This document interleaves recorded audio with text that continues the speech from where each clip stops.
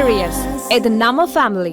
மத்திய அரசு குடியுரிமை திருத்த சட்டத்தை அமல்படுத்துவதாக இன்று அறிவித்துள்ள நிலையில் இந்த CAA என்றால் என்ன, அதன் விதிகள் என்ன என்பது குறித்து தற்போது நாம் பார்க்கலாம். சர்ச்சைக்குரிய குடியுரிமை திருத்த சட்டம் நமது நாட்டில் அமலுக்கு வந்ததாக மத்திய அரசு அறிவிக்கையை வெளியிட்டுள்ளது. நாட்டில் இன்னும் சில வாரங்களில் லோக்சபா தேர்தல் நடக்கும் என எதிர்பார்க்கப்படும் நிலையில் இந்த அறிக்கையை மத்திய அரசு வெளியிட்டுள்ளது.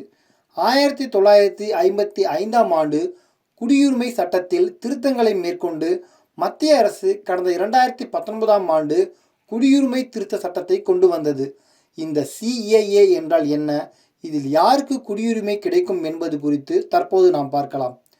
இந்த சட்டத்தின் கீழ் வங்கதேசம், பாகிஸ்தான் மற்றும் ஆப்கானிஸ்தானில் இருந்து 2014ஆம் ஆண்டு டிசம்பர் 31ஆம் தேதி அல்லது அதற்கு முன் இந்தியாவுக்கு வந்த இந்துக்கள், ஜெயின் மதத்தை சேர்ந்தவர்கள், கிறிஸ்தவர்கள், சீக்கியர்கள், பௌத்தர்கள் மற்றும் பார்சிகளுக்கு குடியுரிமை வழங்க வழிவகை செய்வதே இந்த CAA சட்டமாகும். அந்த நாடுகளில் மத சிறுபான்மையினராக உள்ளவர்களுக்கு குடியுரிமை வழங்குவதே இதன் நோக்கம். இந்த சட்டத்தின் மூலம் மத துன்புறுத்தல் காரணமாக அந்த நாடுகளில் இருந்தோர் இந்தியாவில் குடியுரிமை பெற முடியும்.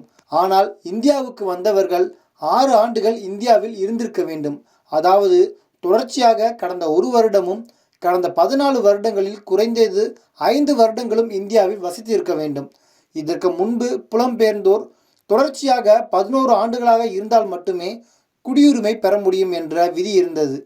அதை இந்த புதிய சட்டத்தில் குறைத்திருந்தனர். அதே நேரம் அசாமின் கர்பி ஆங்லாங், மேகாலயாவின் கரோ மலைகள், மிசோரமில் உள்ள சக்மா மாவட்டம் மற்றும் திரிபுராவில் உள்ள பழங்குடியினர் பகுதிகள் உட்பட அரசியலமைப்பின் 6வது அட்டவணையில் உள்ள அசாம், மேகாலயா, மிசோரம் மற்றும் திரிபுரா ஆகிய மாநிலங்களின் பழங்குடி பகுதிகளில் இருந்து இந்த சட்டம் விலக்கு அளிக்கிறது.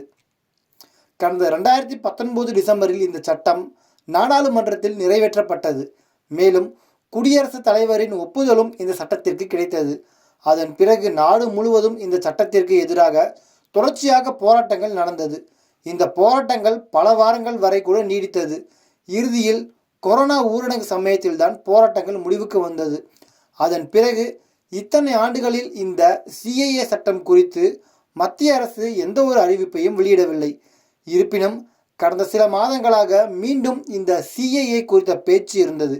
லோக்சபா தேர்தலுக்குள் இந்த CAA விதிகள் அறிவிக்கப்பட்டு அமல்படுத்தப்படும் என்று மத்திய உள்துறை அமைச்சர் அமித்ஷா தொடங்கி பல மூத்த பாஜக தலைவர்கள் கூறி வந்தனர். இந்த சூழலில்தான் இந்த அறிக்கையை தற்போது பாஜக வெளியிட்டுள்ளது.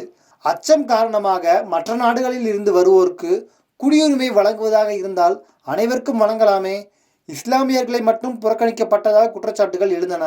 இருப்பினும் இந்த சட்டம் பாகிஸ்தான், ஆப்கானிஸ்தான், வங்கதேசத்தில் இருந்து வருவோருக்கு மட்டும் பொருந்தும் என்றும் அங்கே இஸ்லாமியர்கள் தான் பெரும்பான்மையாக இருப்பதாக மத்திய அரசு விளக்கமளித்துள்ளது குறிப்பிடத்தக்கது. அன்புள்ள Girius, இது நம்ம ஃபேமிலி.